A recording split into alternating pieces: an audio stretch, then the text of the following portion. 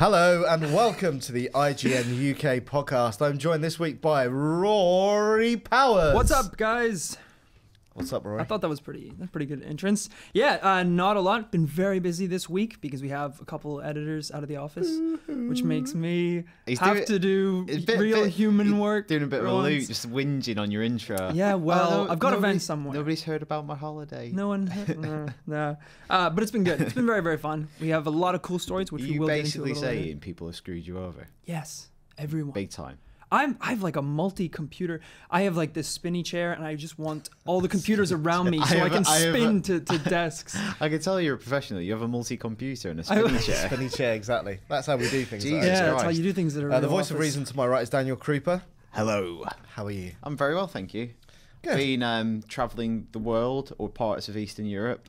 And Brighton. And Brighton. We can talk about one. We can talk about the Brighton trip later, not the other one. We'll save that for a later date because it's top secret. But that's to do with the IGN first. Yeah. That's coming up Coming sometime up in soon. the near future. Yeah. But first, Battlefield Hardline is out this week. And I don't know, you wait 2 years for a heist game, then two come along at once, right? Yeah. Yeah. And so I've been playing it. We played a while ago, A preview. probably about 6 months ago now. Yeah. And we were quite lukewarm on the single player. Yeah. Now I've played it a bit more now. It's okay. It's like we gave it an 8 You're not on feeling site. it. So, bit of detail. It's made by Visceral, people behind Single the Dead players, yep. Space franchise, and that's the episodic kind of TV cop drama episodic campaign mode, right? Yeah. And my problem with it is, it's just a bit. Well, it's exactly as I expected. Like, you know, they're based in Miami. The cop's called Mendoza. He gets framed, and it's kind of, do you know what I mean? It's like so cliche. Okay. Next question. So I've played a little bit. I think you've played a bit more than me. Yeah. Is it knowingly so? Like that, I feel like that's a distinction. I feel like they really did embrace If it. something falls into the traps of like cliche and tropes because it just doesn't know what else to do, or is Right. it kind of playing upon them, do you reckon? Okay, well, at the point where I'm at now, that's not apparent. Right, okay. And that may become apparent later on. Yeah. But so far, it is like some kind of crappy cop drama you would see on Channel 5. It was really strange Right. because Channel I was That's how bad it is. I was playing a little bit of it earlier, and you know, when it kind of starts off, you're like introduced to the characters, and they're kind of like posing. It'll have shots of them talking. It'll freeze, and their names will come up. And I was like, wow, this is really like a weird cop show that you like watch on TV. And then as soon as I stopped playing and went back to the main menu, in that little interval, they were like, next time on Battlefield, and they have like a trailer, like Yeah, a little next one. teaser for what you're going to be doing next in the game. See, I kind of like that approach. Oh, I like it. I thought it was really cool, but it was the first time I've ever seen it. And it One was of my really favourite kind of moments from a last gen game, if that's what we're saying now, was the end of the first bit of Alan Wake.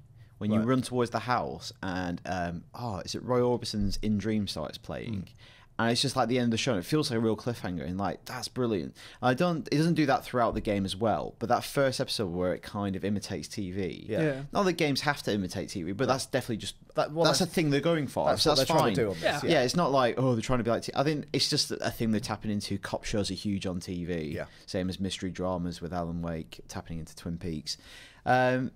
Yeah, but I'm not really like... That stuff hasn't registered as much with me. Like, Right. I'm just kind of just going around flashing my badge, which is a new mechanic. Yeah, and that works quite well. It took me probably, a couple of missions to get used to that. Yeah. And kind of trying to play it out as stealthily as possible. Because you get more XP if do, you play good cop. And that's so if how- you go around arresting people rather than just shooting them in the and back. that's And how this you was unlock something that I weapons, wasn't so- anticipating either, is that obviously we've been playing a lot of GTA heists, and that's kind of like you breaking into places, stealing things. And this one in the story mode, you're playing a cop, a police officer. And I was like, oh, let's see how this To differs. begin with. I feel like a badass. Right. I busted up this drug gang, and I was shooting people in the face. I felt really cool. Wow, It was great. Maybe you It was should. great. And then I played Battlefield. Yeah. I don't think you should be. I don't think you pass the psychological evaluation. So how will you tackle this situation? I shoot him in the face. In the face. She didn't give me any You time. don't ask questions. You don't She flash jumped the out of the badge. bathroom with Yeah. a shotgun, and I just had a second yeah, to no, react. she went And down, Bam, like, bam, bam, bam, bam. Yeah, it was Lit her she up. pulling Yeah. a shotgun on you. Exactly. Well, let's ask questions later. Exactly. And it was cool because you just assume, like, if you're playing If you're like the bandit, the robber, that's like a cool role, and then the police are just kind of enforcing the law. But it felt really cool. I thought it was awesome. When are they going to make a great? Why not the Bill? The Bill. Why not? Was that not the Getaway? Well, I want a kind of more kind of procedural, tedious British based cop game where you're basically just watching people nick stuff. We have Iceland. a piece of feedback about that. Okay. Later on. So we'll address that later. But Tinder what I found weird about Hardline is that we have been playing quite a lot of GTA, and to go from that complete freedom to being funneled through in a certain direction is quite jarring. Yeah. I found it quite weird to begin with. Even the bits where you get in a car and you've got to drive off and you have a level of control, but really the only way you can drive is that way. Yeah, it was funny. I was doing a driving mission, and although, as you say, you do have a bit of freedom, it did kind of feel like you were on a track, and you can only swerve so much and change the path. The driving's so much. really simplified, but I was thinking, it always kind of has been in Battlefield. Well, because hands up, I haven't played the multiplayer yet. You guys have been playing a little bit of the multiplayer. How does that compare to Heist, for example? Let's talk about so there is a mode in the multiplayer called Heists, which is big open map as you'd expect from a Battlefield game. And there's two teams. There's the robbers. There's the cops. You start at opposite sides of the map. And in the scenario I played, it was in the Everglades, and there was kind of this little petrol station, gas station if you're American. Oh. And the robbers had to get there to steal the bags, the money. We had to get there first to stop them. If they get their bags, they have to deposit them in certain areas, and helicopters come to pick them up. So it's basically like capture stuff. It's capture stuff. Yeah. It's a variation on that, and it is fun. Like starting out on one side of the map and everyone like piling into cop cars or jumping on the back of a motorbike that some other dude's driving, and you're like riding up, music blaring into battle. That's kind of cool. Yeah. But a very different take. It's more kind of what you expect from an online multiplayer shooter, where it's like frantic. There is essentially like a level of narrative to each different map. So I mean, there's ones where you're robbing a bank, and there's ones where you're collecting bags of guns. The one idea was like a drug bust, like you have to like collect the money and stuff. Yeah, but essentially it is no more than just get the loot and escape with the loot. And I mean, it is cool. Even as I said, getting to play from both sides of that, and the challenges, that you face and the different tactics that are approached from trying to protect the loot, and then you have people guarding the collection points, the evac zones. So it's cool coming at it from different sides. I wonder if because obviously in Battlefield, your cast is kind of obviously a sensitive subject, and how you distinguish those two teams usually in a military shooter. Yeah. But in this, it's cops and criminals, cops and robbers. Yeah. And I wonder if that affects the mentality of how you played, because I played a couple of games, one as robbers, one as cops. And as cops, we were really like sticking together quite strongly, and like seemed like there was a lot more teamwork going on. Right. The robbers were just scattering, and obviously that's the nature of kind of the objectives they have to do. But I definitely felt like playing a cop. There was more kind of disorganized crime. I wonder if you've donned the badge, people are like, right, yeah. Of course, but when I was playing as a cop, I blasted him in the face. I shot everyone. Even my own team, which is everyone. Every unit needs. You need the wild card. You need a wild card, exactly. A loose cannon. You need a wild card to pull the team together. If I know anything about hiring for the police force, you need a wild card, you need a tall man, and you need a man who can do impressions.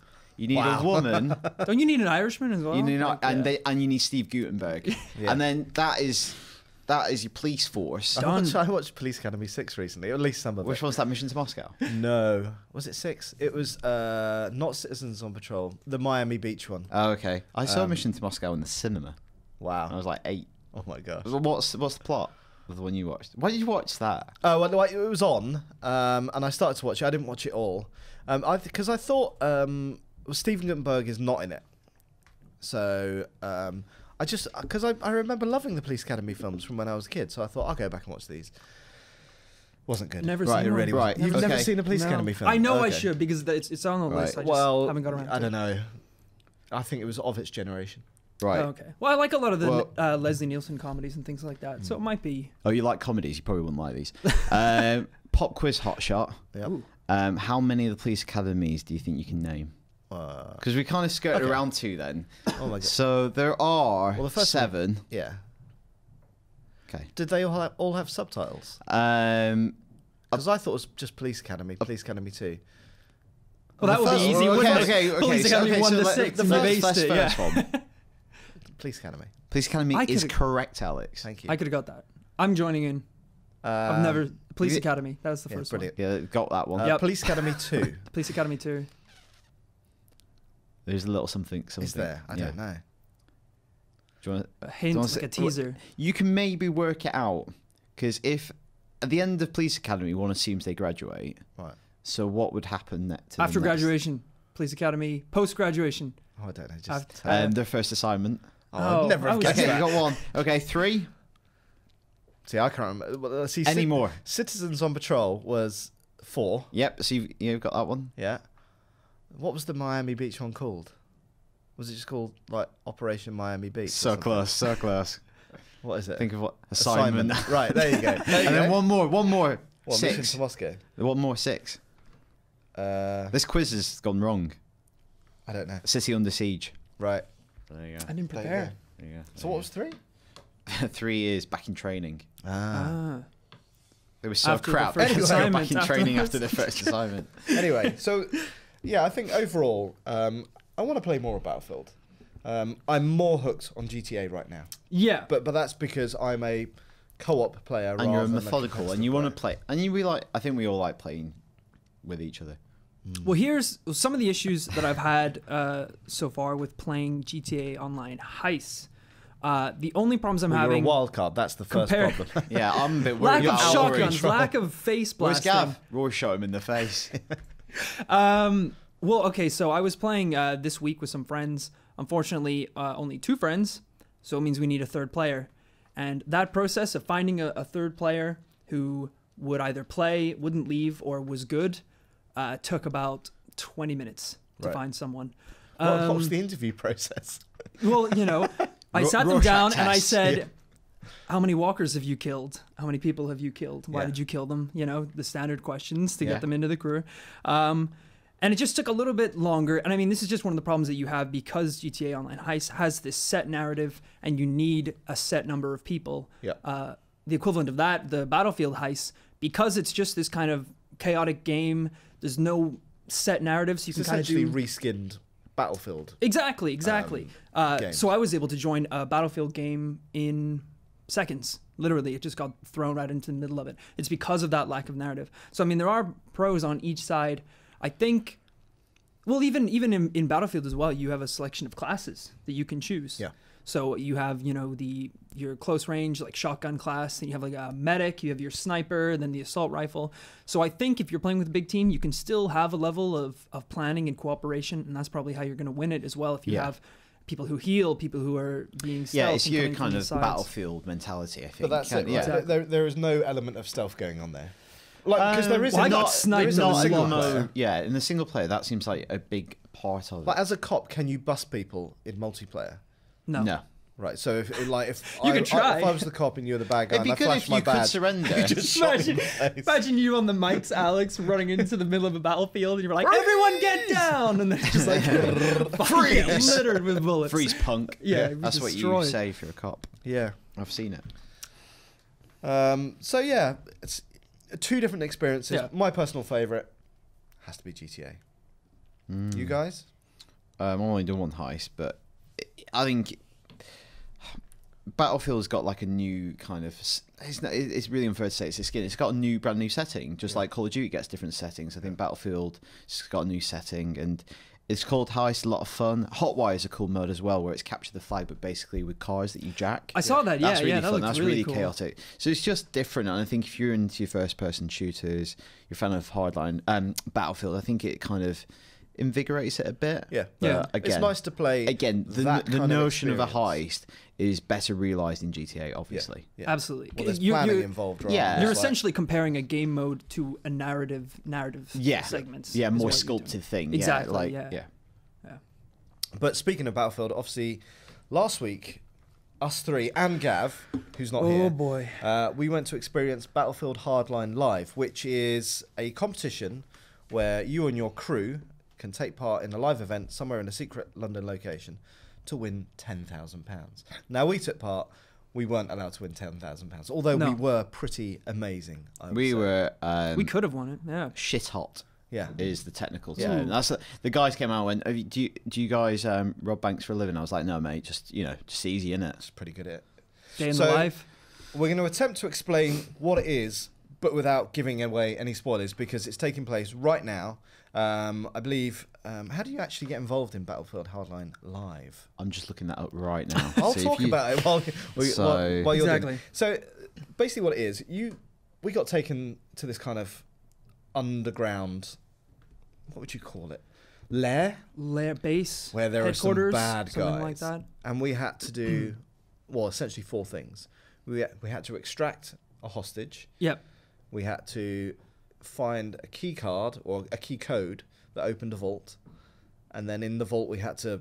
I'm being very generic about this. Yeah. So we're not giving steal some stuff. Steal some stuff. And then the 4th part was anything extra we could grab was a bonus. Yeah. And we did everything. Yeah. In a pretty fast time. 27 minutes, I believe it was. Out of a possible, I think a total of 35 was the max that we could have had. Which put us at the top of the leaderboard for the day of the press event.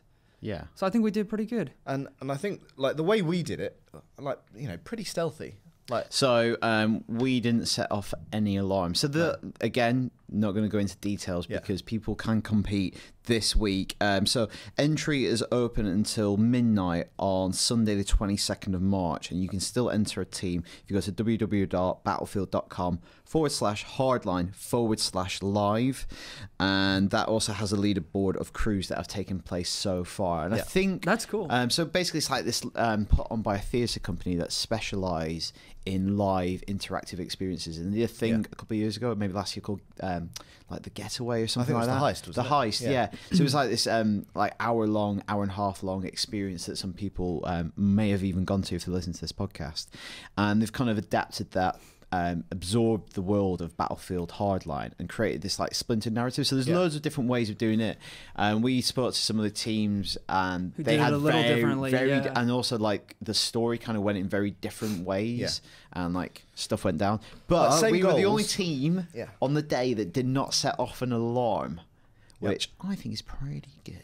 And again, without wanting to go into details, it was because I think we can go into details of some of the misadventures that we had while we were in there. Yeah, so we went like breaking a door. So this is the first one. So this is like the stealthy mentality. This is the greatest part of the whole thing. So we're all geared up. We've got our backpacks, headsets. We're all in stealth mode. We're all dressed. You say all in stealth mode. Like you and I wore entirely black. You're entirely black. I'm mainly black. Gav had a combat shirt on. Alex had a red hoodie on because it was comic relief. Glowing. You were glowing in the dark. So we get through the vents and we enter this room, and we're being all stealthy, trying to coordinate, plan where we're going to move throughout this facility.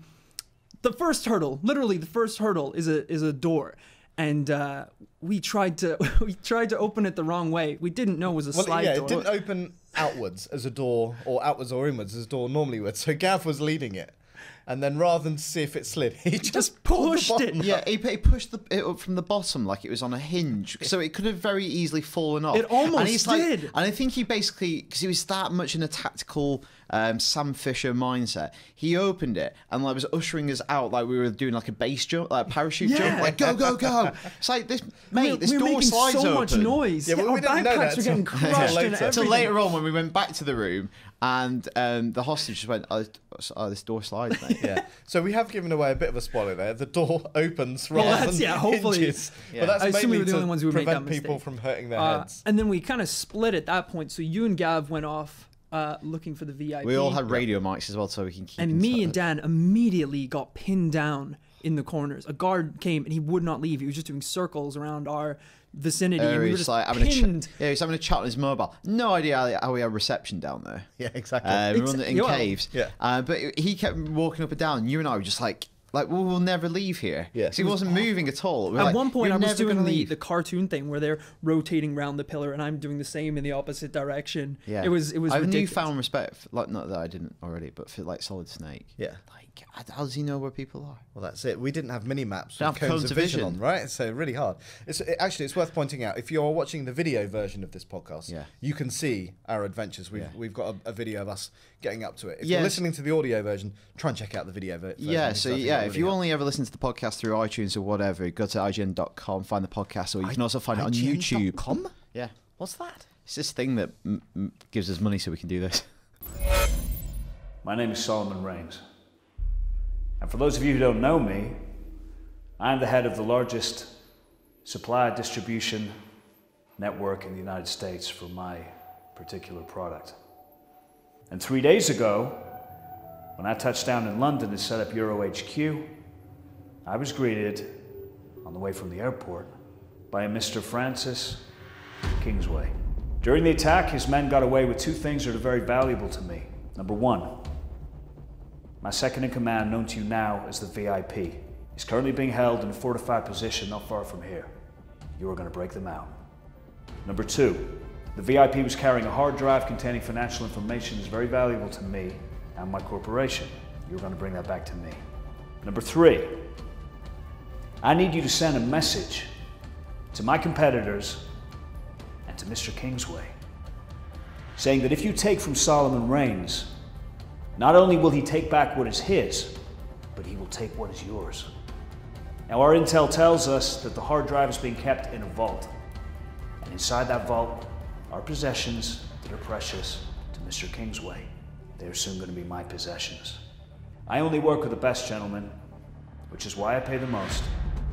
And if you do a good job here, well, then you'll earn my respect.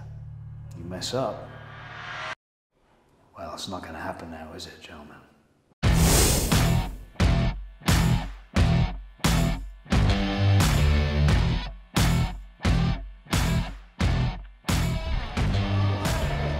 Go, go, go, go, go.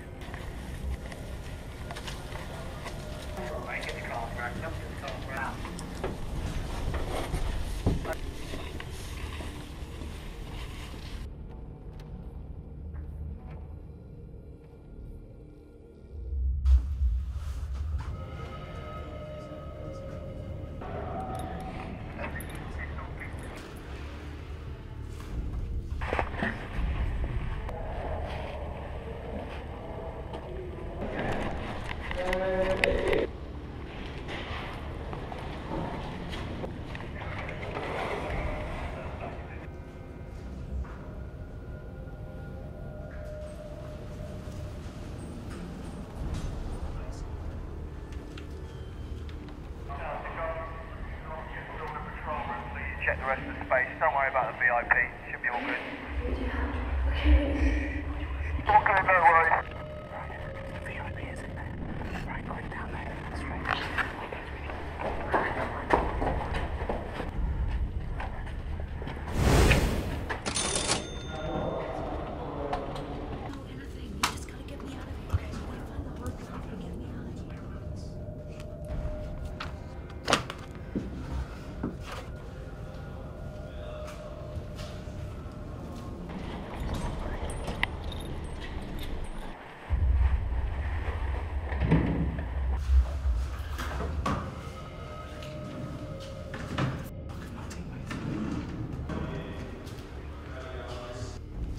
That seems pretty clear, right? Yeah, he's been done. Alright, fine.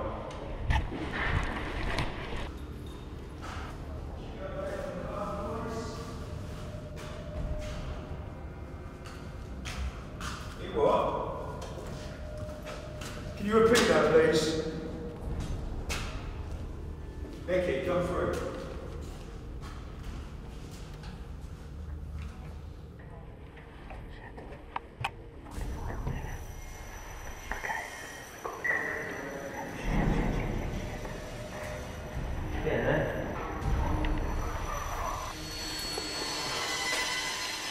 Hello. Hello, mate. How's it going?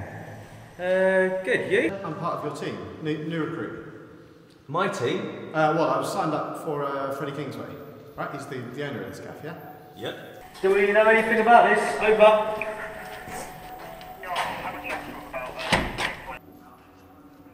Yeah. You work with us, do you, Alex? Oh, Do you want to come and have a little seat? why not? What line of work are you in, Alex? I'm just like a regular security guy for hire.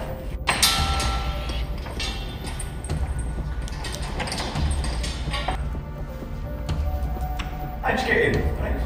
I just walked in through the front. I was You walked in through the front? through the stairs, yeah. Like I say, I don't ask questions, I just do the jobs that I'm told to do.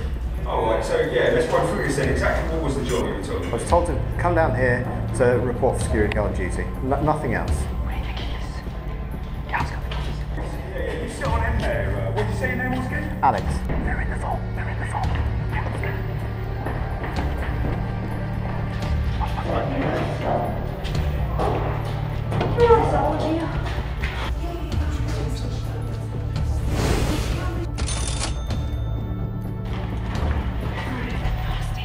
Someone be with the hostage. On the camera, no?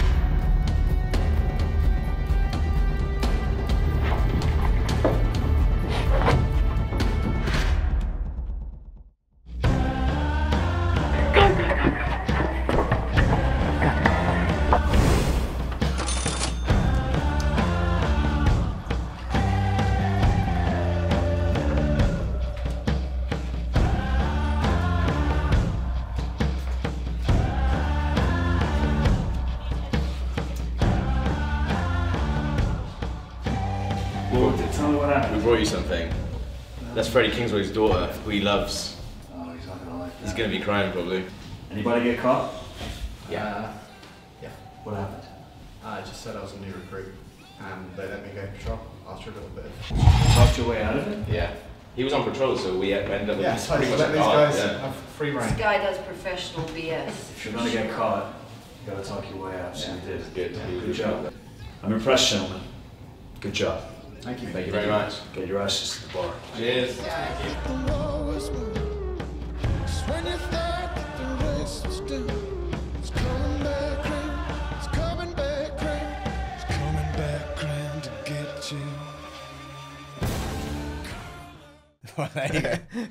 But, you know, I think, you know, if any of our podcast listeners are getting involved, because I think by this time next week, it will be pretty much finished. I would really encourage I'd love to people hear to do about it because it was their so much fun. experiences. I'm trying to think of other things that kind of went. Well, I mean, you got captured. Yeah, but we can't talk about that. We can't talk oh, about that? actually, no, you can. You'll see it on the video. Yeah, But but you I'm won't trying be- to think. I'm trying to think what we were allowed to show in the video, Yeah. and then assuming that that is stuff that we're allowed to talk Yeah, but about. like considering I was supposed to be a mastermind criminal, and then like one of the guards came around the corner, shone the torch in my face, and I just went, "Hello." hello, I'm Alex. so I think- great. I think He's my like, "What are you doing down here?" I think I'm a new guard. I think my actual words were, "Hello, how are you?" I think that's what I said. Just like, Very brilliant. convincing, and it's You great. styled it out like a seasoned, hardened criminal. It's great because from your GoPro, you see him, and in the background, all you can see is us sneaking away Yeah. into the Yeah, the thanks for the room support, where we. guys. Hey, You could have coshed him or something. You were actually told in the briefing. No do not- violence. do not forget, this isn't a different reality. If you punch someone, you'll still be held accountable. Yeah. That's when I put my shotgun Rory. away. Yeah, exactly. You got your Always finger like, gun by out. the curb. yeah. Can we talk about the picture? I think it's probably better not. You don't want to say about the picture? Well, the only thing I would say is that I hope other teams that are competing don't make the same mistake that I hope we they did. do. I Really? would love it if people start taking the picture, and then he's Slight- like, "Why is everyone taking the picture?" Okay. But you'll just watch the video. You'll understand. It is hilarious. It's Bit very good. sinister. It's actually, yeah. That that some strange things happen in Gav's mind. Exactly. Like we didn't already know. Exactly. So yeah, that's Battlefield Live. Look, if you haven't signed up, you should. It's a lot of fun, and I walked away with an anxiety not in my Yeah, stomach. battlefield.com/hardline/live. So let's talk about some of the cool stuff that's happened this week. Yes. So Resident Nintendo Nintendo fan. Nintendo has made two big announcements. Yeah. The first one is that they're going to start developing mobile games. Now, for me personally, this could go in two different ways. This could be games that are made with Nintendo characters Yep. that kind of have something to do with the Nintendo universe, or it could be Candy Crush with Nintendo skins. I don't think Nintendo will do that. You don't think so? No, Because I could imagine some sort of gimmicky Tetris-esque game. I think if it's taking them that long to even think about bringing stuff to mobile. I don't think they would ever devalue their characters like that. Because I think part of this is like the Amiibo strategy. It's like licensing it in films and TV shows, Zelda, Netflix. It's all to permeate like the kind of popular consciousness, like a wider audience. You know, when we grew up, people like weaned on Nintendo Power. We watched Super Mario Brothers cartoons. You loved Nintendo stuff. Therefore, when you came to buy a console, you nagged your parents to get you a Nintendo console.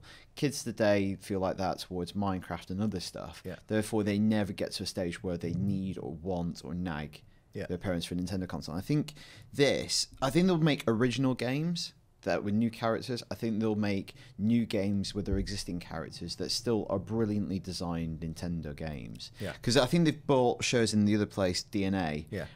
They've said like for back-end expertise and like kind of more technical reasons, like for support, rather than those are the guys who be making like with Nintendo. We're the guys who invented they know this how shit. to make games. We're going to make these games. And I don't, some people in the office, like on other teams, are like, oh, can't wait to get like Mario Kart.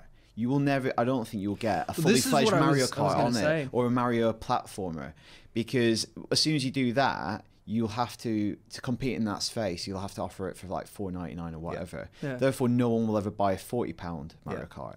So I think it'll be a different version, or it'll be something else. Something do you think unique. they'll like some of the virtual console games will come to mobile? Like the example I always use is like Advance Wars, one of my favourites.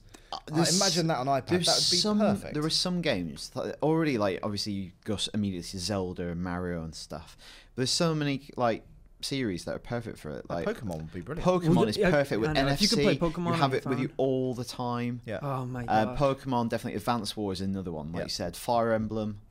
All those kind of strategy games, I think work as good as, if not better, on touchscreen device. You wouldn't want to play a Mario platformer on an iPad or whatever it might be. Just no, I don't think so. And also, like that's like their premium.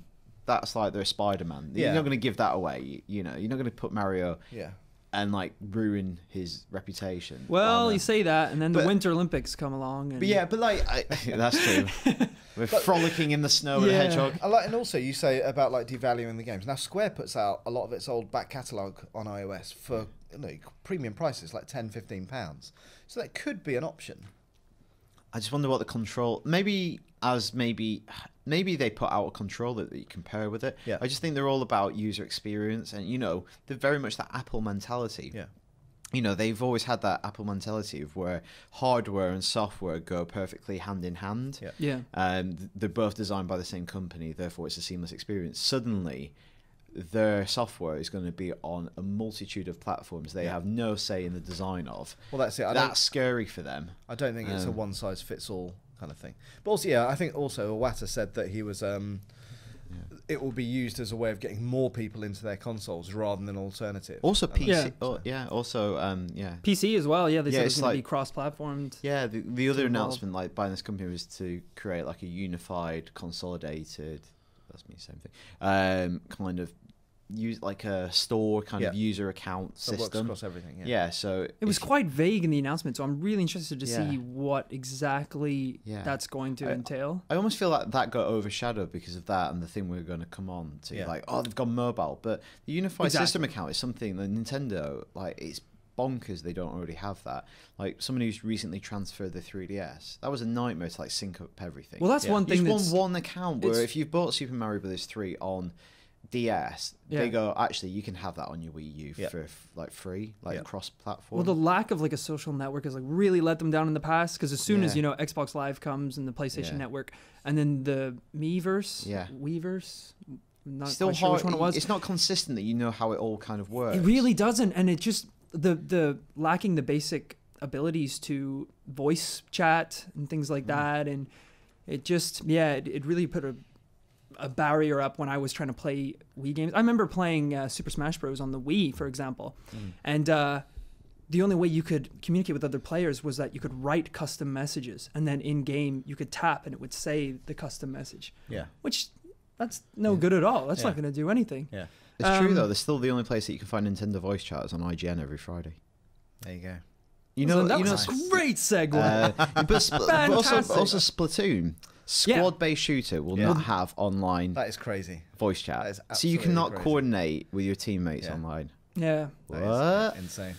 It's going to be a bit of a nightmare. What's And the then other piece of news? the other thing that they announced is the NX, which they stated, well, they said they're not going to make any more announcements about it until next year. Yeah. So we do have a while to wait, but it should be their new gen console. Yeah, what do they call it? A hardware concept. So Yes. yeah, System so a new Nintendo platform codenamed NX, and then this is what Reggie said. I love Reggie. We view it as a marriage of the software with the hardware that together creates a compelling experience. What if it's like what if it's something that's designed to run more of the mobile offerings? Well, like that's what I wondered. Yeah. I wondered if it's not what we would term a traditional console. console. Well, people were suggesting that the X is symbolized a crossover. Yeah. So to have Yeah. that utilized with different Yeah. platforms and things like that. So Well, I don't know. This is something people have been As long rumored. as they don't call it the Wii 3 You- or something 'cause- ridiculous like that. Or the new like, Wii. Because we know, God. 3DS does really well. Yeah. You know, Nintendo also has great expertise in mobile gaming already. Portable gaming, handheld devices. But they've kind of split their market because they've got everyone who loves this stuff. Everyone loves their Wii. Not everyone. A lot of people who have the Wii U love it, and that has kind of a tablet device. It's like you almost wish like they were already in that position where the gamepad is basically replaces your 3DS. So you can go away and maybe on the move you can't play Zelda, but you can still play really great advanced games on that tablet that you put in your backpack, and you get home, it docks, and that becomes an integral part of your system. That's definitely That would be something really cool. Xbox and PS4 don't have. Yeah. That would be really cool, I think. Yep. It's almost like, X crossing the gap Yeah, it's true between because, mobile and console. Well, the Vita, you can stream your games, right? You can crossplay. Crossplay. My mind's Crossplay. no crossplay thingy. Yeah. Remote play. Remote play, that's Remote it, play, yes. exactly. Yes. So, I mean, utilizing that with the 3DS, I think there's definitely something that could be done there. Yeah. I just don't know how. That's not my job. Well, you can get involved with your 3DS and with Smash and various Yeah. things, but it's just It's not. cool that you can use it as a controller I think it's all and this things stuff like that's that, kind but- of being developed and R&D'd at slightly different times, so it's Yeah. not all at the same stage where it can all just get involved with each other. Yeah. Kind of works, but it's not seamless. And yeah. But as we were saying, I think the whole meaning behind the announcement of the NX was just to assure people that they are still making hardware. Because, I mean, when you're saying with this announcement, it was very focused on mobile games and, cross-platforming and all these different directions. But then this was just to say, but we have our own hardware, our own game system. Yeah. It's an odd thing to do, though, because... I well, thought so as well. Because they're not going to talk... Well, apparently they're not going to talk more about it at E3. Yeah. Which, why would you? Because you've still got these games that are coming out, like New Zelda on Wii U and all that That's kind it, of stuff. yeah. Zelda for Wii U hasn't even been At what released point yet for the box. are people then going to go, actually, I'm not going to buy a Wii U because you're already planning the next one? I'm gonna And wait It may well until- be 2-3 years off. Yeah. But still. Yeah, I think I think people, say, oh, this is replaced. It could just be like a widening of their business. Yeah. Like, the media stuff I think is really important. But it's a lot of these things that we won't see the benefits, they won't see the benefits of until a few years down the line when the next generation of kids grow up and it becomes their turn to make the decision on what to buy. I'm not sure they should have said anything just yet, though. No. I would have waited Because a little longer. Come out with more of well, that was the problem with the Wii. Yeah. The Wii U, is that it was a bit like, well, what is it? I feel like they could have made the mobile announcement and then hold off on the other thing. Yeah. Because the mobile announcement is huge news. Landmark. And then just throwing in after, we're working on another console. Which obviously they are working on another console. But well, this is it. I mean, as soon as a console is released, you already have people who are Even working before- on the next PlayStation one. 5 is being worked on right now. Exactly. But it's just, wait, confirmed. what? Why did I get the 4 then? Yeah. Also, I think consoles more than any other consumer electronic are brilliant. Yeah. It lasts for like 6-7 years. Oh, yeah. Maybe Yeah, money's Wii U worth. might be less than that. You but know, still, my opinion on the Apple This- Watch, which will last an entire year at best. and that's the different thing, because a watch is a piece of technology that's got to a point where you can own a watch for a lifetime. Yeah. But introducing a smartwatch changes how you perceive that as an object, and how often and frequently you replace it. Yeah. That's quite scary. Are either of you guys gonna get an Apple Watch? No. I think it's weird because like I would really like one, maybe like in a couple of years when it's a bit more refined. Yeah. But at the same time, I don't mind getting a new iPhone like every 2 years because EE help out with that. Like it's subsidized. Yeah, I pay quite a bit for my contract, not an obscene amount because I've been with them for ages. Yeah. But that kind of makes it easy to get the new one. Whereas a watch, nobody's going to help me out with that, and I'll be like, "Whoa, lost quite a couple £100 on that." Yeah. And it's been quite useful. But I feel like there'd be a lot of. I just don't see how it could be worth the money that you spend on it. Like, what could it possibly do? It'd be interesting to make your life better. And I also think people said that about iPads before they came out. Like, people were very cynical. Well, like, I still don't need see that. the use of iPads. I just don't. Yeah, but for the iPad, has completely replaced probably my laptop, for example, for watching TV shows. That is my main form of entertainment on my commute. So weird. Yeah. I guess commutes and things like that. But I don't know how the watch will fit into that. Because if I listen to music, it on your watch. But it's you tiny little watch. I think it's weird because I think an iPad is a way. Loads of stuff has built up to make iPads even more useful for a variety of different people for different reasons. Yeah. Netflix and streaming TV make it really cool for some people. Yeah. And digital comics make it a must-have device for other people. Work stuff make it, for professionals. Whereas the watch, I think, is more kind of. It's almost like an accessibility thing and an accessory that makes other things work. It's almost like a remote control in some ways. It's very expensive. Yeah, but that's what it is. But in a couple of years' time, it might have uses that make it, like for instance, home automation. Yeah. Suddenly, if that's in 10 years' time, home automation is like standard. Yeah. Having that on your wrist might be like an essential, like a really useful thing. You've still got to pair it with your phone. Oh, I'm talking maybe like that, or you get into your house and it connects directly to your home router or whatever. But like there might be other things that come along that make it more attractive than it is right now. Because when the iPhone launched, it had no apps, had nothing. Loads of stuff might come along that make it more valuable. But I agree with you. The model of it's not going to be subsidized by a contract or a provider, and then unless the way obviously with phones these days. You'll buy into a contract and you'll get an iPad for free or whatever. Yeah. It may be like that kind of deal. Replace the iPad in that respect. Yeah. But anyway, the new Nintendo's new console is going to be a watch. I think that's basically what we've decided. Yeah, that would be wow. Because the X looks like hands on a really confusing watch. A multi-dimensional watch. I've got some other exciting news. Titanfall 2 is coming. We've been kind of rumoured for a while, but Respawn has confirmed it, and at last it's going to be multi-format. Who did they confirm that to, Alex? IGN's Luke Kamali. Okay. The Prince. The Paxman. The Prince of News. Excuse me, do you realise I'm the Prince of News? So you have to give me an exclusive scoop? Yeah. I can imagine him showing up to that with a little crown. Little Vince. Being carried. Yeah. Carried in. The Dauphin. What am I then? Am I the pauper of news? Pauper? Did I say that right? Pauper? Pauper? You from Boston? Hey, am I the pauper? Pauper news. Anyway, so I think, I've got mixed feelings on this because I really enjoyed Titanfall. Yeah. But there was just no longevity to that game. Yeah. Like people bought it, played it, and then moved on very, very quickly. And I think that's something we get a little bit of a kicking for in the comments. Obviously, get kicking for everything sometimes, but.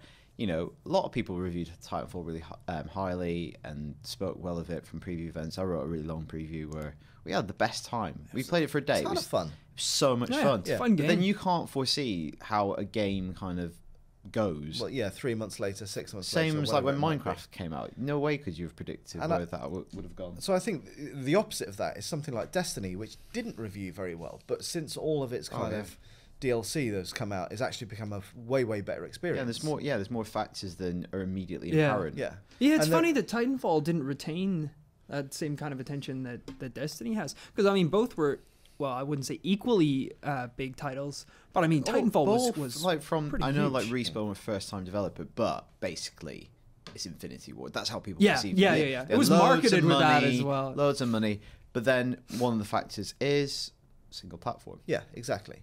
And the thing that I always kind of remember reading or hearing about is that people waiting for ages in lobbies. I even remember like playing it, and you had really high level ranked players, like crazily high level, and people like me that dipped in and out. There was nothing in between. That's the worst. Because you either got hardcore people that stuck with it because they'd already invested so many hours into it, and then that was off-putting for people. So even if you were trying to do like matched games, it just was wasn't this enough, how long ago enough after support. release was this? I think not even that long.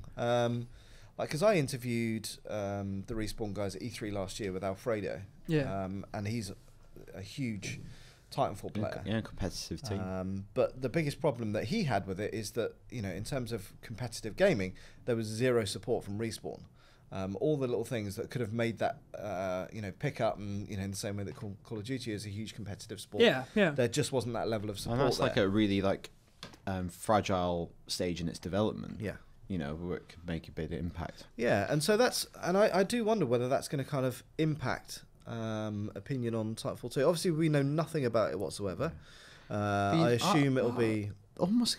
It's interesting to see whether, you know, having the wider release, coming to PlayStation 4, obviously 22 million consoles to date, let alone what it'll be at when Titanfall 2 does come out. We don't really know when that is. You know, that could, you know, go two ways. All those people might go, God, I really want to play it first time around. And suddenly it has this new, big, enthused community. Yeah. Or it's be like, well, you're a bit late. I've had my fingers burnt already. Yeah. I think it'll be bigger. I think, let alone just being on two multi-platforms, I think that'll double its audience. Yeah. And then, as you said, even though maybe the online dropped off a bit, it still does have quite good connotations of the game. Like, people did enjoy it. So I think a second one, people are already like, yeah, I played the first one. Yeah. Now I can get it on my Xbox, for example. Oh, wait, no. PlayStation, for example. Yeah. So I think it'll be I wonder if bigger they'll than re-examine what they did with, like, the story mode. Like, whether they'll go, maybe to sustain this world, we do need to flesh it out a bit more. Yeah. And a really good way of doing that is kind of a narrative. Yeah. Even if it's co-op. And they don't abandon the kind of multiplayer mentality. To use Destiny as a we would definitely put doing multiplayer. Example of that. Yeah. You No know, story. What, Destiny? Yeah. There's a story. It's just really hard to understand. Oh. But at least you play feel together. like you're going in a direction. And you play with your mates. Yeah. Because, like, I can't remember, what did they call the multiplayer campaign? They gave it a funny name. Anyway, it was a real kind of like dynamic, like bullshit, like marketing phrase. I can't remember. Anyway, it really was basically a bunch of multiplayer maps pulled together. That was it. Oh, that sounds awful. Yeah. So it didn't really work in that respect. And, you know, maybe it doesn't need to work in that respect. But I think true. At least either do it that. Don't go the half-assed method. Yeah, I'd rather have something that was a little bit kind of more narratively driven. Well, as you said, it's Infinity Ward. It's a big studio, so there should be more than enough people Respawn. to... Oh, it's Respawn? Yeah. Oh, right. Well, then they're screwed. The people who left Infinity Ward. All right. Right. That's what I meant. There you go. That's Rory's mistake for this week. Yeah, that's what the energy... Whoa, my God. Hopefully just... Well, then I've got a couple... I'm just going to be banking for next week and the week after that. Okay. And Pressure's the week on. after that. Pressure's on. And then, Final bit. You spoke about earlier, but Brighton. You went down to Brighton. Went down to Brighton with Rich for this week of IGN First. So this month on IGN First, you don't know what IGN First is. It's basically we bring you a month's worth of exclusive on a game that we're really excited about. For March, we did something a little bit different. We did a week. So far, we've done a week on a different indie game. So the first week we did Ollie Moss's... the game he's done the art for called Firewatch. We've got 17 minutes of footage. Looks gorgeous. Yeah. Next week we did the space kind of disaster game Adrift. Yeah. And this week we're doing Everybody's Gone to the Rapture, which was a PS4 exclusive. Started life as a PC game. It's made by a small studio called The Chinese Room, which are based in Brighton. Why are they called The Chinese Room? I think Chinese Room. I think it's like a thought experiment. I think it's got something to do with like Schrodinger's cat and like what's inside the box you don't know until you open it, but then it's like indeterminate. I really want to look it up right now. So they started off way back when. Two of them, a guy called Dan Pinchbeck, who did a PhD and was a professor in game studies, and his wife Jessica Curry, who is a composer for film, TV, and they worked on this narrative called Dear Esther. This guy worked up this mod of a game into the award-winning Dear Esther, and then they worked on the sequel to Amnesia, Machine for Pigs, and now this is kind of their first proper game, because those two were kind of, I think they regard them as one as an experiment, and the second one is kind of, they were basically a mod team of Amnesia. Yeah. And this one is their first proper game. They're working with Sony Santa Monica, and it's going to just come to PlayStation 4. That's what we know at the minute. And it's like a really interesting game. We've got 30 minutes of footage on the site. A ton of stuff on the I site. did like a big preview, and we've got something else going live today when the podcast goes live as well on the music. So it's, I don't know how to pitch it to you. Well, Should I just give you a brief... So actually, it's There's this a kind bit of of feedback. It's the piece of feedback. It says, when will we get a Midsummer Murders style GTA style game?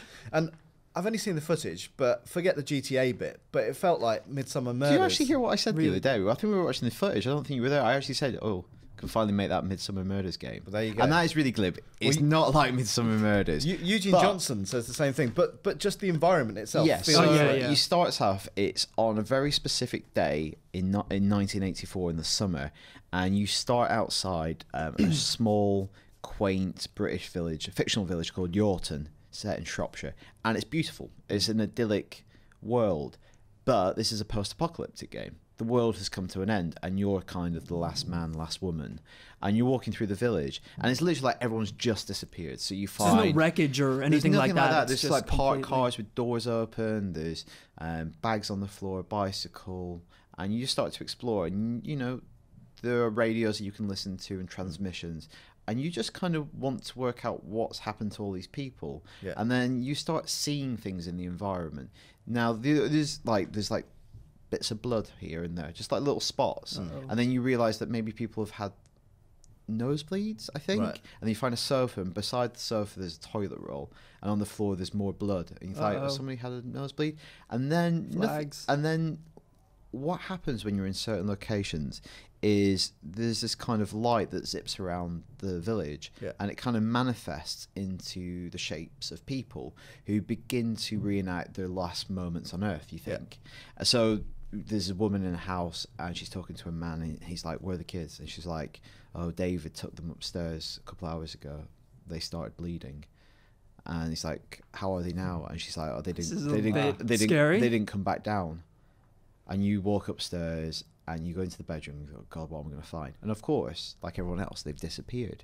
And the room's just like really like, it's got a really kind of musty air to it. And there's a drawing on the side done in crayon that says like mummy and daddy.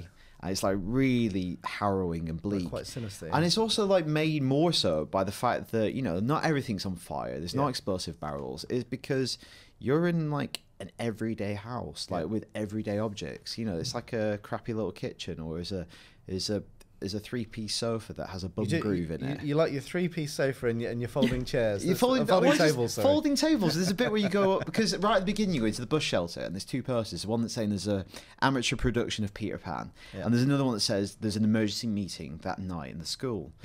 Eventually, if you want, you can get to the school, go inside, and you realise there's all these tables and chairs laid out. And they're like foldable tables that you have at schools, and stackable chairs, like stuff you don't really see in video games. And it's almost like near photorealistic. And then you start, obviously you hear these bits where the spirits come back to life, if they are spirits. But a lot of the story you kind of glean from just the way stuff's arranged. Like there's a bit in the town meeting, and there's 6 chairs, one facing 5. And you're like, well, this is a town meeting. Why are there not more chairs? Why are they arranged like that? Is it one person addressing 5, or is it an interrogation? And you start like, even though you're just walking around, some of the comments are like, oh, what do you actually do? It's like, even though I'm just walking around, I found it actually quite demanding, because I'm like trying to basically be a detective, working out how the world came to an end. That's really interesting. There's such a risk and reward with those kind of games, where it's like maybe the pacing is a little bit slower and there's not an immediate gratification. But if it's done well, and what it sounds like, 'cause I'm just interested about you describing like 20 minutes, so yeah. And you can't like run and stuff, but the environment's beautiful enough that it's a pleasure to walk this through is it. If it's done right, then you know. But it's like really weird, because I think it like, because the small team and the team are really on board with the story. It's not like they've been like, make a load of houses. The artists know who lives in each house, and they dress it accordingly. So there's like an old farmhouse off the street, and you're like, oh, it's probably a farmer. You go inside and you realize it's maybe like the wealthiest couple in the town, because inside it's got really like chic 1980s furniture. You're like, this is weird. who lives here, Yeah. and then you hear all these things because obviously Rapture is a big word. It's like it's got proper religious connotations and other connotations, and you don't know whether something religious has happened or whether something scientific's happened because there's talk about an experiment. You can hear this sounds you can hear a awesome. I message wanna that play someone this. says like, if you can get to the observatory and turn off the optical array, Right. and these like kind of lights that go around the village, they kind of look angelic when they make people like the shape of people because they're like gold and they're glowing and shimmering, but they also kind of look like atoms or electrons like dancing together. So you're like, is this something supernatural or is this something scientific? And then you'll find the vicar and the doctor arguing in the village, like, is this a man of faith, a man of science? Right. And you're like, what the hell has happened here? And then that's when my kind of demo ended. Right. And I was like, this is pretty brave stuff. So It's pretty left you wanting more. Yeah, and I think it's really kind of, I spoke to the people for quite a while I was there all day, and they really are trying to like make story and character into mechanics. So you're interested, like working out what's going on, like Yeah. you would in a novel. They want to make that into a satisfying game experience rather than story washing over you. Yeah. And then now it's time to shoot stuff or like avoid stuff. It's like this story's on you. Yeah. If you want to know this story, you have to actively piece it together. Okay. And not kind of like by reading loads and Yeah, loads yeah. of like menu items you've picked up, like some games Mm-hmm. slap on the story after Yeah. the fact. It's literally just all there for you to like see and watch and find. That sounds cool. So That sounds cool. Yeah. in the game, do you play the cop or the robber? Like which one is you it? can shoot the vicar and the doctor in the Okay, face. okay, just clarifying. But there is like an overarching story, like throughout the whole thing. I guess so. Like they're being intentionally coy about the rest of it. Cause I think it is.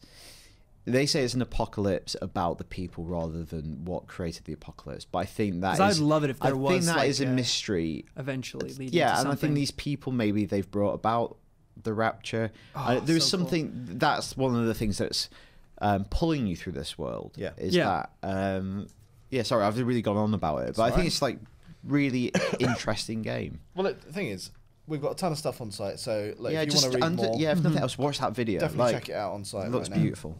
So those are the good things that have happened this week. Something Yes. not quite so good, and I'm disappointed, is the trailer for Pixels, which is the new Adam Sandler movie. Yeah, You guys seen it? I have. I watched. So the premise that. is, we send a probe up into space Yeah. with some of the kind of most iconic things that we've worked on, i.e. Space Invaders. which are incidentally all video games and Yeah. Do Yeah, you yeah. do you want to send wouldn't any we of this Michelangelo stuff? But no, yeah, just like, I don't know, an arcade version of Pac-Man or whatever. Anyway, aliens interpret it the wrong way and then send Space Invaders down to attack It's Earth. quite I don't sad. understand the logic though. Like, why? Why is Donkey Kong there? But like, what if they take that as a message of war? Why would imitate? would they replicate? Yeah, I don't know. Yeah, I feel quite bad because me and Luke had the same kind of reaction when we were watching the trailer. Is that, Link to video games, we're like, okay, the visual effects are amazing, and I can really appreciate them from that standpoint. But I felt kind of bad. As soon as Adam Sandler appeared on the screen, we both went, oh, Yeah. oh no. And it He just used to be completely... alright at one point, right? Happy Gilmore? He was Fantastic film. his early movies, but also he was once on the cusp of like leaving all this behind, like becoming a proper actor. Like he did Punch Drunk Love with Right. Anderson, Yeah. like proper movie with a proper director. Yeah. And he was like really critically acclaimed for it, and then he just got pulled Yep. back into the crap, Into grown-ups. into the mire. Yeah. Yeah.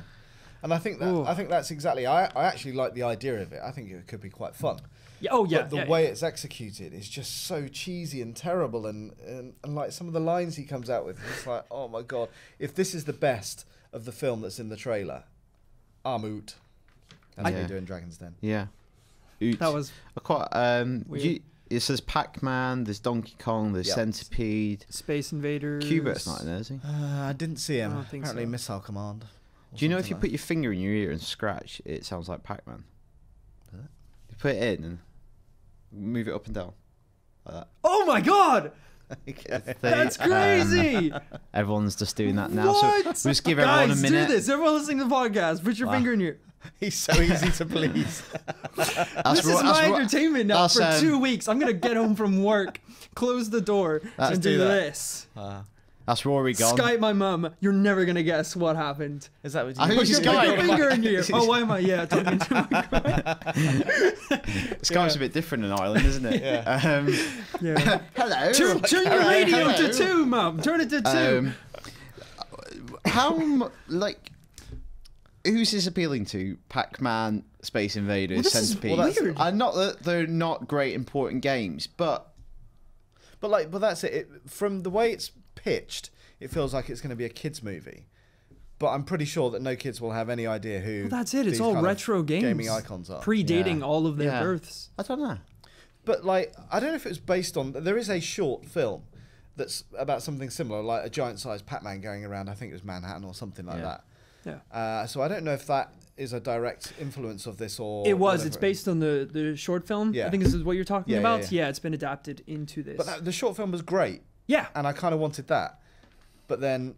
But it's- I don't like that bit where she goes, "Gentlemen, these are your ghosts." Oh man. No, the mini They're bloody just- Coopers. Yeah, I don't really understand that. I don't know. Oh, how? What? What does Yeah. that even mean? If all our tanks ain't doing crap, maybe I don't know. I don't know. Science. And the fact that, They've got even some things science like, on top to They've make got it like work. Binky as the kind of like number plates and stuff like that. Do you know the name of all the Pac-Man ghosts? Binky, Rinky. Is this going to be Dinky another quiz? Doo. No, I don't. I don't They've know. got like 10 different names depending on Binky. different versions and stuff. Really? Yeah. Is that another pop quiz? Yeah. No. What was Pac-Man originally called in America as an arcade cabinet? Puckman, Yeah, and why did they change it? because Be it was careful. too easy to deface the machine. There you go. Yeah, thanks, There you go. Scott Pilgrim, Pacu, man. helping me out there. There you go. Pacu, Anyway, Back up. Look. I'm gonna do the ear thing again. if, This is crazy. if you're listening or watching this podcast, Can you do you've two already- at once? Is this gonna? I don't know if I can do two at once. Actually, this might be a little bit too much. Holy crap! Yeah, that's the reaction when Pac-Man's inside you. That's right. Wow, there you go. Anyway, if you are listening or watching this podcast and you actually think that Pixels looks kind of good, then please let us Prove know us why. wrong. Yeah. IGN_UK feedback at IGN.com. Read your feedback. Oh, Rory, God. you're up first. Well, look, if you can guys, take I your, said take your this finger out of before. your ear for a second. You guys have made a huge mistake because you've given me 4 emails and I can't make it through one without mispronouncing If you put your finger every and other word. if you put your finger somewhere else and do that motion, it makes the noise of another popular video game character. Go. Liam Crossy. Liam. Don't even. Duck Hunt, he says.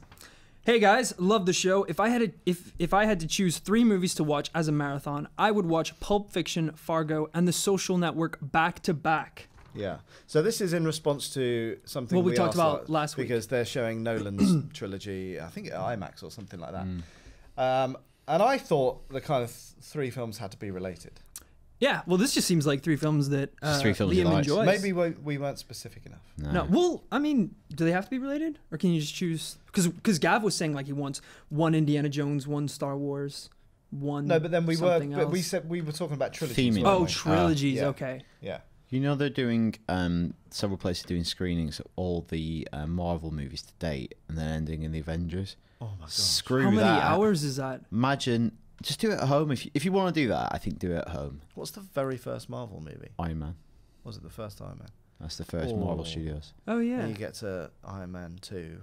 Incredible Hulk's up next. Oh no, I forgot about the Alright. Hulk. Is it? Yeah, it's kind of that. Which yeah, I think which so. Hulk was that? Norton. Was that That's that canon. under? That was. Is it right? Okay, I Yeah. never realised They've that. kind of retconned it, but Right. How many hours would that be? I thought do he you was think? great in it's Birdman. 20 by the odd way. hours. I think he's my great in God. Birdman because from everything I've read and heard, that's exactly how he that's is. how he is. Yeah. Like that. I think that casting was intentional. Yeah. Yeah. Because I thought, I know we're going off on a tangent a little bit. Sorry, I Liam. thought Keaton was brilliant in Birdman. I thought Norton was brilliant in Birdman. Overall, I thought it was a good film. I didn't think it was great. No. Oh, I really liked it. I thought it was great. I enjoyed it. Yeah. But it was those 2 performances that shined. Yeah, he's great in Yeah. it, isn't he? He's brilliant in it. It's a really anti-superhero movie as Yeah. well. Like, I love the fact when they're recasting that role, and he goes, "Get me this person." No, Fassbender. No, he's Yeah. a new X-Men Yeah, movie. yeah. Get me Renner. Yeah. They put him in a cape too. Is it an Avenger? Yeah. Crap. Yeah. And then they get the Hulk. You're an Avenger, Dad? The guy I didn't know that. who spat him out. I am an Avenger. You know, it's just you know, Scarlett Johansson said she would. So. I do agree with The Social Network. She didn't. That is one of my favorite Captain films. America No, did. she It's said very handsome fantastic. man. So next up, Thomas Meadows. I think my ideal 3 film marathon would be Caddyshack, Groundhog Day, and Blues Brothers. Groundhog Day, I personally think, is an utterly perfect comedy. I think many people would agree with you there.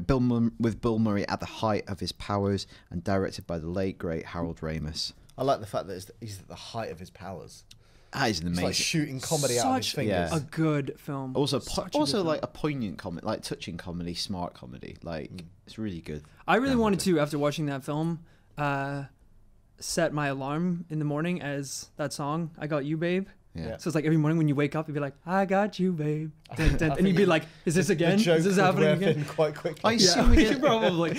I On assume- day 2. I you'd assume, we, probably did, get I sick assume of we it. didn't do it because I didn't like see all the negative comments or praise for it. But when it was Groundhog Day anniversary recently, we did toy around the idea of running every single piece of IGN content from Like the day yesterday's before. news, yeah. Oh my God, that would have been amazing.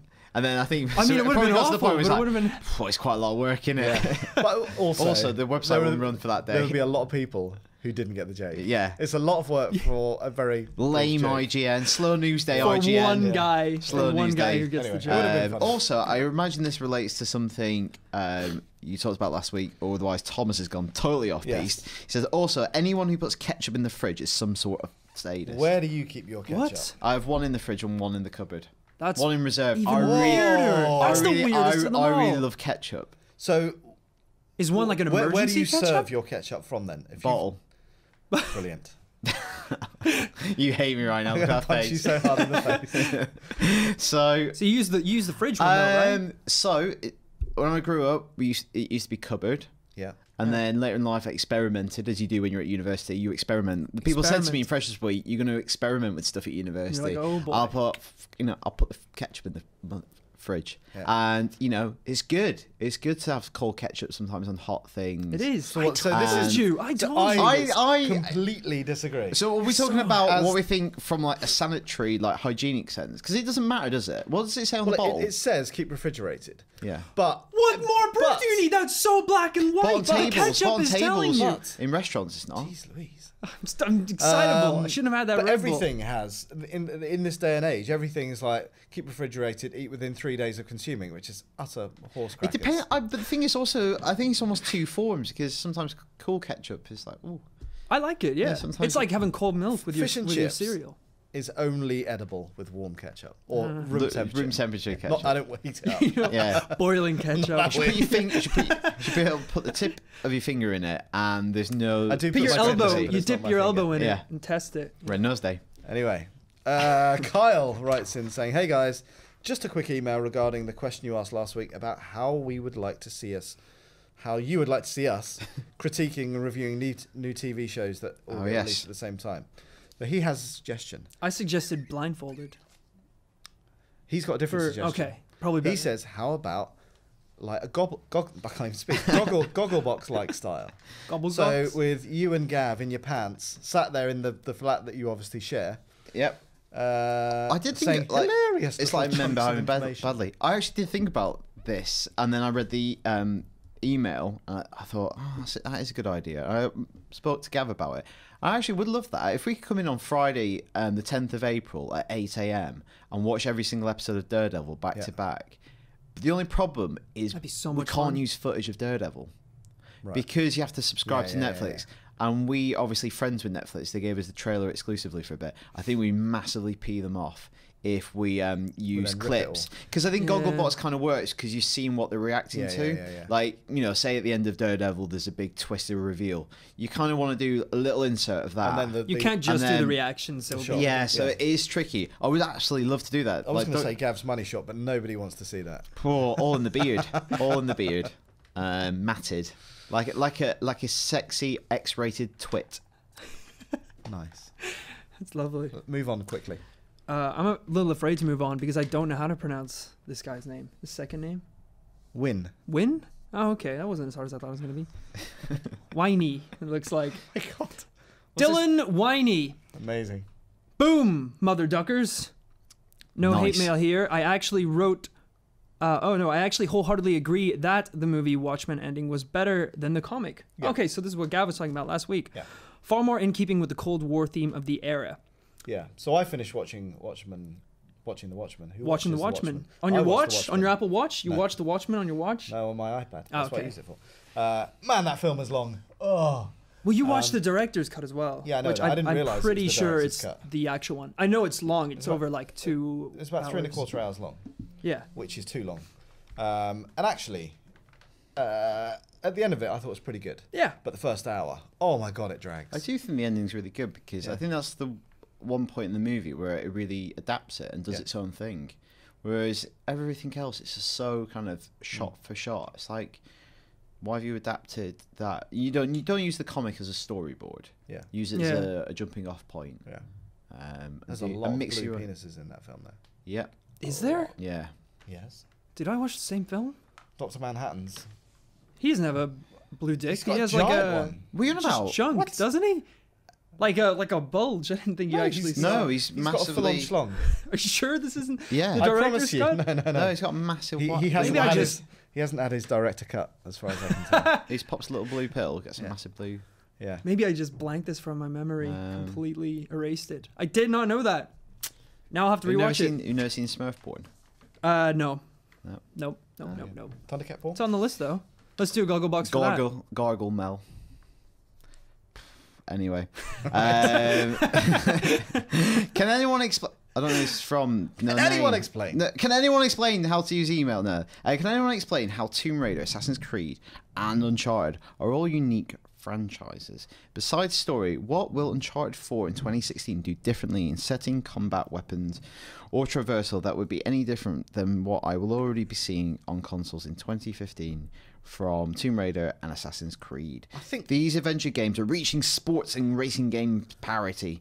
Which of the three are you most excited for? I think, first of all, to say story aside, because that's kind of the whole point I think that, of these kind of games. I think that we went back, like, we talked about everybody's gone to Rapture. Yeah. It's like, story, I think, with some video games, it's totally incidental and it's not a bad thing. Like, Mario.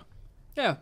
Story is incidental to Mario to the point where it's pretty much always the same basic premise. Because Princess capture, Mario's about, go get her. like, doing brilliant mechanics and, like, giving him amazing power-ups and make it really fun. I think Uncharted's story and its likability of his characters are the thing that's made it a success, I think, and how beautiful it looks. I think those are the two things that have really elevated it. Because I know a lot of people that when they were playing Uncharted 2, they put it on the easiest setting because they didn't want the gameplay to get in the way of the storytelling. Yeah. So I think to say story aside is kind of, that's the biggest draw of those games. And, equally for Assassins and for Tomb Raider. I think if you come into it purely for like maybe gunplay and stuff, I really liked what they did in the last Tomb Raider. I thought it was really good. I thought, because I never thought gunplay was Uncharted's strongest suit at all, really. But I thought Tomb Raider is pretty good in that respect. And Assassin's Creed this year is the Victorian London one. Yeah. So I think that'll be really different. Hopefully it does give it a different feeling. I don't know, I'm just saying that because we live in London, but I hope it has a bit more of a. I think they're due a really great Assassin's Creed game. Yeah. Like, it's been a long while. It's a long time since a really great. I know, like, people like Black Flag, and I think it was a shot in the arm, but if they need a really a 9.5, like a really great one that everyone's talking about. It needs to do something fresh. Also, I know Unity was just next gen, and it did introduce some good new things like these big sandboxes to play around in. I just think it needs a bit more of a shake-up. I just don't know if it's possible when you're developing that many games. If you're trying to, I agree that Assassin's Creed has hit the kind of annual release sports game fatigue. Yeah. Less so for Uncharted and for Tomb Raider. But I just can't see how they're going to do that with Assassins. It feels like they've stuck to their guns. It's so establised already, the mechanics and the stories and things like that. But they're going to have to take a serious amount of time off to reinvent that franchise, I think. And I don't at least see it happening with this new game. No. I think the change in environment could drastically kind of change how the game feels, but I still think it's probably going to be very similar mechanics and gameplay. Yeah, so the subject line of this email is, with the delay, will Uncharted 4 look redundant? And I just think, and then he also ends like, which of the three you're most excited for? I would still say probably Uncharted 4. Yeah. Like, it's Uncharted, and I think it has such value. And Naughty Dog always deliver a decent gaming experience. It's their next game following one of the best games ever made. Yeah. By the same two guys. Yeah. That's pretty good. Right? Yeah. Yeah. Did everyone play that? Love Crash Bandicoot. All right, next one. You've got the next piece of feedback. Oh, I do. Yeah. This is from Kevin Tarn, I think. I have a question regarding the gaming BAFTAs that just happened and would like your thoughts. Destiny picked up Game of the Year, and to be honest, I was a little shocked. Not to say it isn't a good game, but it wasn't exactly received with the highest praise on release. No story, very few areas, and repetitive gameplay being the main complaints. So how did it walk away with the award? It's like I was saying earlier, I guess, is that the experience you get now, if you've invested time in that game, is so different to what it was like at review. Like, because by all accounts, like the Vault of Glass, and we like waited Kratos longer Raid, than all that a lot kind of outlets. Yeah. So we tackled. But those two things were the kind of big game changers, and all the weekly stuff they do, you know, Xur stuff, all that kind of stuff. It's just it's a game that transforms the game. It's a game that's been built for sustainability. Yeah. There's just constantly 10-year plan. Something thoughts about once upon a time. Yep. New DLC, as you said, there's weekly challenges, missions, things like that. The raids that keep coming out, Yeah. it just they seem to be enough to keep people entertained and keep people playing the game. Yeah, definitely. Like they've structured it with a view into mind, like to ration it, and I do think they missed a trick by not letting you do a raid like at level 12, like heists. Because if we were all playing heists, and then you had to be like level. The equivalent of equivalent of 30, that's level 100 and whatever. It's 100. It's really, that's like for the elite, the commitment. Yeah. And you'd be like, that's how I feel a bit in Destiny, because I stopped playing it because of other stuff and work and whatever. Yeah. I was like, other stuff's come out, I'm into other things now, but I can't play a raid. Yeah. If there was one now, like for level 10, and we could all do it, that'd be brilliant. well And up for it. then I think that would help incentivize grinding or whatever. That is really strange, to release DLC It needs that's to only be, playable by a certain level. Especially if you want to be Crota, like tackle Crota, you've got to be level 31. You've got to work really hard to get to level 31. But I mean, maybe that's part of it, because I see a lot of people, posting videos of them doing the raid and things like that, and it does seem like this huge accomplishment, or at least especially at launch when people just like, we don't know how to beat him. Like, we need to keep going back in. We need to keep grinding, getting better weapons. And maybe that does kind of fuel the amount of hours put in, because you are putting in more hours to beat these extremely hard challenges. Sure, but then obviously that's just for the top tier of I am players. surprised by how many people I know or that I follow on Twitter that are investing that much time. People who have never kind of expressed that much interest in playing those kind of games before. So it's definitely done something new there. But you're right, by locking it behind that kind of elite gate, the drop-off must be huge, because I really enjoyed Destiny, and I think we got up to level 17, I got to. I think there were other impediments that kind of like stopped us from progressing, other things coming out, but also like technical problems we had that kind of just put us off. But we did love it at the time. It's just I haven't persevered, so I don't feel like I'm best positioned to really comment on later value of the game. Yeah. But the thing I loved about like Heist is that you can get to level 12 in a couple of hours. Yeah, definitely. And then heists are open to you, and you might be able to do them on easy, but you might not be able to do them on normal or hard. Yeah. And then it feels like to get all the rewards, and then you're talking about playing them multiple times on different difficulties. That's pretty good, isn't it? Did Rory tell you about the car he bought in GTA? Yeah. Which he did one? last night. Have you bought another one? Well, I bought that one that you hate. My little pink sporty one. Was that the one that in the office? But you bought one for your Xbox? Yeah, my Zentorno. 725,000. He dropped. He's got money to burn, haven't I didn't. Well, that's all of it. It's gone. That was all my money from when I started the game. Do you not buy a nicer flat?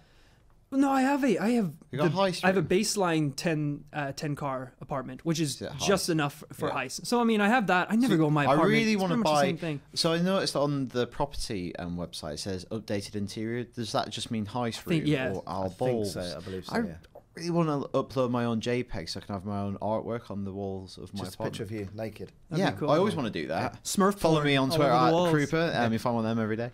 But that's because you were like, I bought a more expensive apartment. Than yours. So I walked it's around. Exactly and was like, the same. Mine's worse. Mine's worse. I don't even have a balcony. I don't have a balcony. You have a balcony?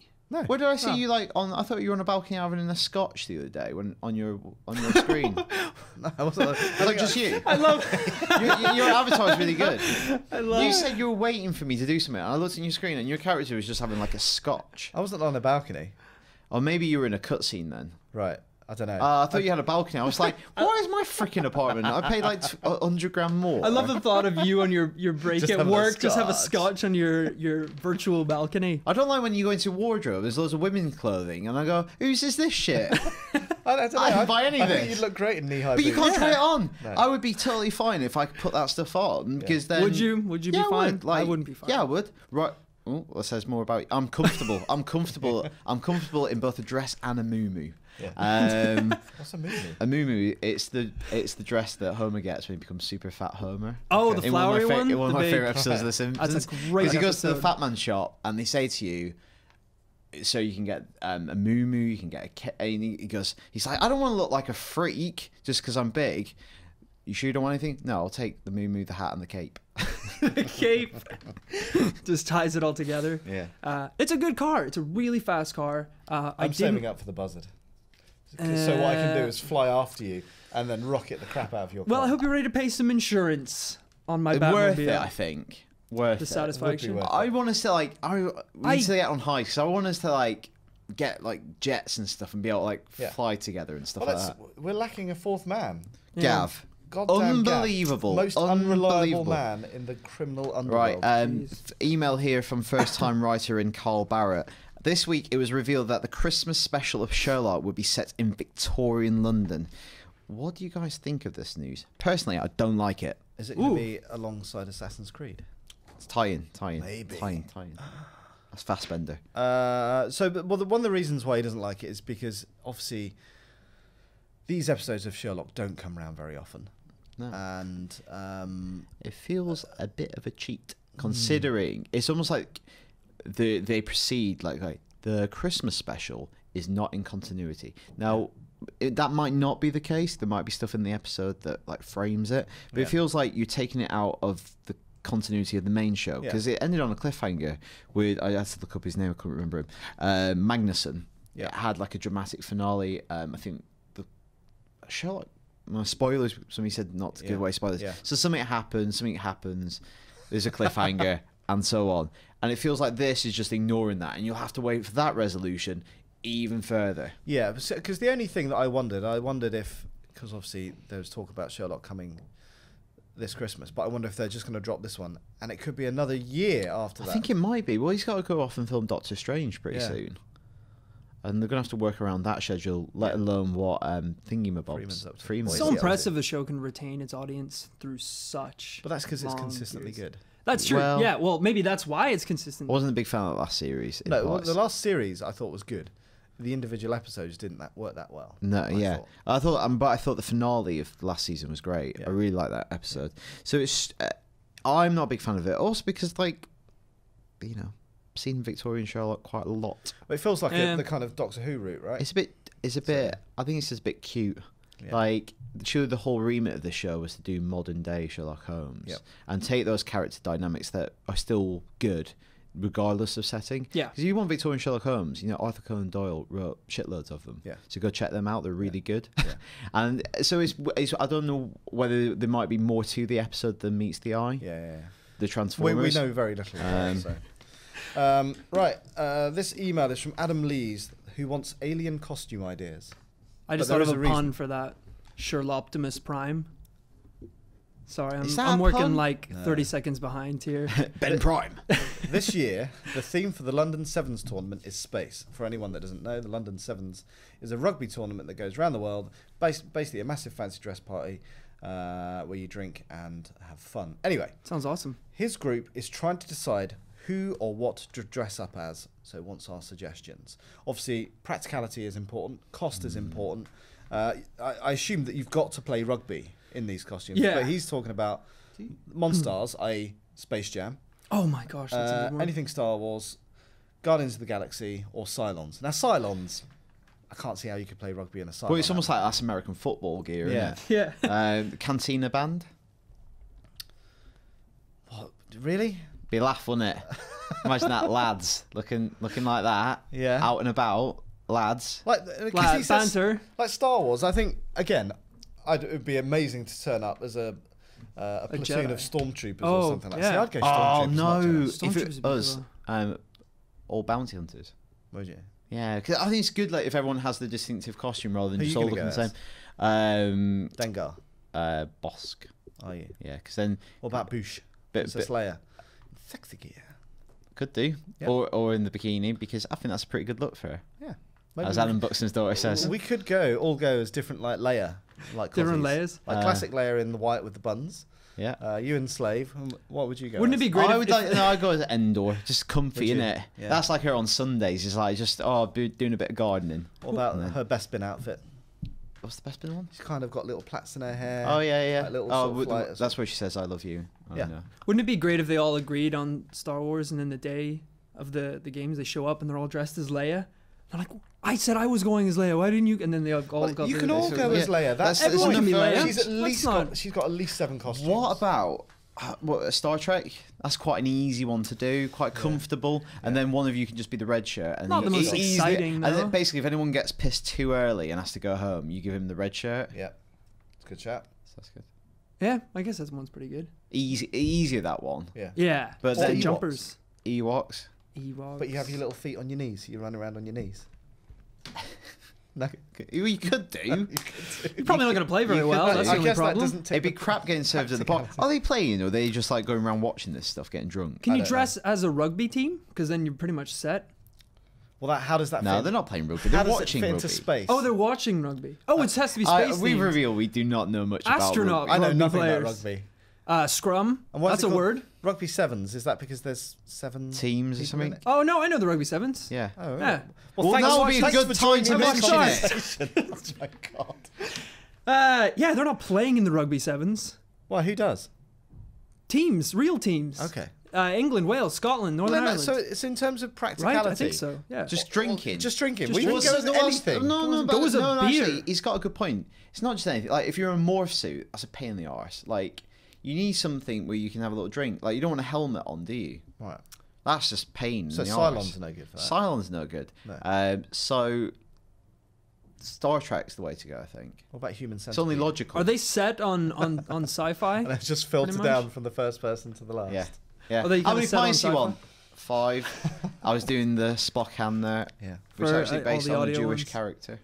Is it? Yeah. Ah, didn't know Feedback. that. Hello. This is a huge fan of yours from across the pond. Who's it from? This is Brock Smith. There you What a go. cool name. An American name. Brock. You get it. I get it. I get Rory you, man. Powers and Brock Smith. Oh, we should hang out. Let's get a beer, Brock.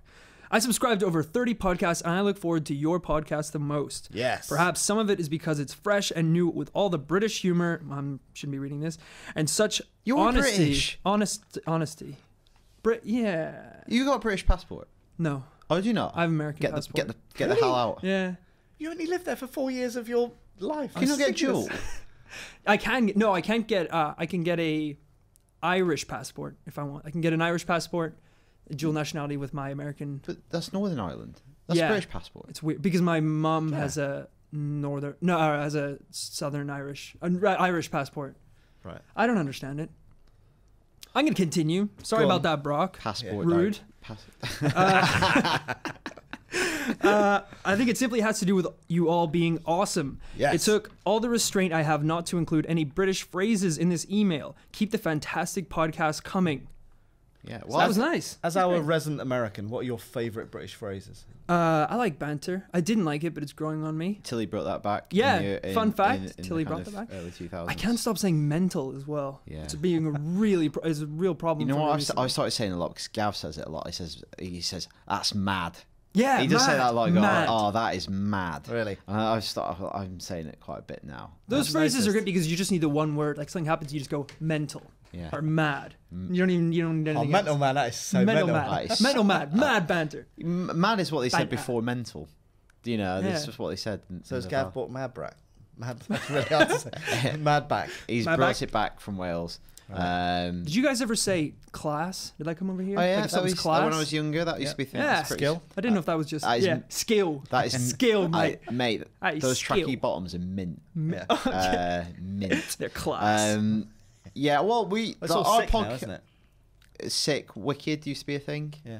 I kind of want to start saying heavy, like they do in Back to the Future. Yeah. Like, whoa, this is heavy. What's happened to the Earth's gravitational pull in the future? Exactly. I get that. Amazing. But podcast is a good podcast. I think we're right up there with Serial in Yeah. terms of. Totally. Well, that's finished now, right? Yeah, so So we are. So we're number one. if they can't sustain it, then get out. Have they done 272 episodes? No. Nah. But they do have that little jingle, and Dun, they got a sponsor before us. Dun, Right. dun. Mail I did jingles way back when. We should do one of our podcasts, but in the serial style. So we'd be like talking about games, and I'll be like, "It got an 8.5, did it not? Did it not?" I don't know what he's doing. I'm doing the lawyer from Serial. You have to Did shout it at me not? more. I'll tell you what. You have to shout at me more. You can read through after Creeper's read the last So email. many questions were racing through my mind. Did Destiny really deserve to get Game of the Year? That's actually pretty good. Find out next time on Serial. Dun, dun, dun. Sometimes I This really don't think episode she's is- listening to me. Dear diary. What's the last email? We watched Serial. Watched listen, it. no, I listened to haven't, it. no. Well, that's why you didn't get the Do that lawyer on impression. paternity leave. Yeah, I'm While not gonna have changing any a time. baby. Not gonna have any time. Right. Last bit of feedback. Yeah, I think so. So this is from Lee Franks. He says, Duck Hunt. Hi, Hunt. I'm going to do a 24-hour gaming marathon on the 3rd of April, which all the money raised goes towards the special effect charity. We've mentioned Good them several charity. times Yep. on Awesome. the show before. Are we going to do the run again this year? I'm not. Do you I want to do wasn't 10k? here. Do you want to do 10k this year? Yeah, cool. sounds like fun. Rory's doing it then for IGN. Are you gonna dress up We could, yeah. We could Yeah. go as, we could as go as, Princess Leia? Yeah, we could go as the Cantina band. in my moo. I will be playing on Xbox One. His handle is CrazyBad2, and also streaming on Twitch, where he is CrazyBad247. I also plan to do a video diary which will be uploaded to YouTube. CrazyBad2. Oh, he's promoting all his channels. for But that him. sounds awesome, Marketing. and it's for a great cause. So yeah, check it out. There you go. That's 3rd of April again. There you go. All a good cause. So that's feedback. Now out this week, Rory, you're going to read out the games that are out this week in the style of Serial. Oh, really? Okay. As I looked down at the page, a couple things hit my mind. Would I be able to read this without making any mistakes? Let's find out on the next episode of Serial. On this episode of Serial, Battlefield Hardline received an 8.0. Final Fantasy Type 0, I'm losing it now. I can't Keep really going, get keep it. going. Final Fantasy Type 0 is also out. Then we have Mario Party 10, which got a 6.5, and Resident Evil Revelations 2 Finale. Episode 4, which is the end of the whole thing. We also have a selection of movies coming out, which really made me wonder, was he telling me the truth? Next time on Serial.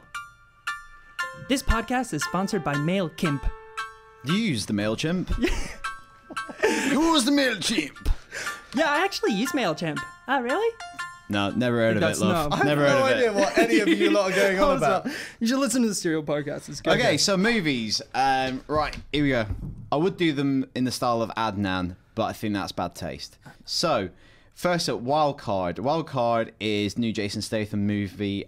We gave it 5.5, which on the IGN scoreometer good. is mediocre. Wildcard lacks the energy and fun of other Jason Statham movies, Yeah. despite its flashy Vegas backdrop. Was it mental? It was mental, mate. Mad. And one of the pros is Statham being Statham, in it. Natch. Yeah. Natch, Gav. Skills. Stanley Tucci's cameo. Apparently he's quite good in it.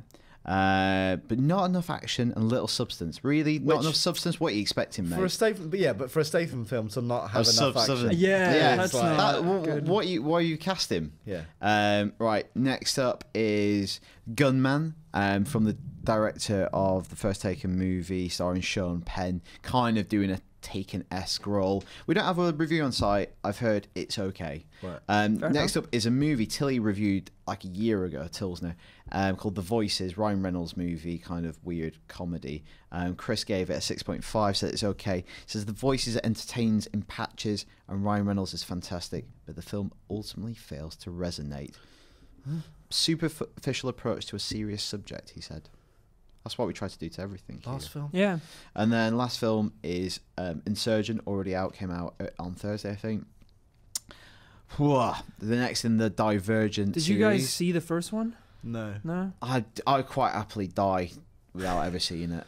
The Hunger Games wow. is and enough then, for me. So well, don't- the no, second really. one, 3.5. So Bloody awful. Don't go Oh and see my any God. films. Bloody this week. awful. It says School and Logic is out in this senseless, badly told second installment in the young adult franchise Divergent.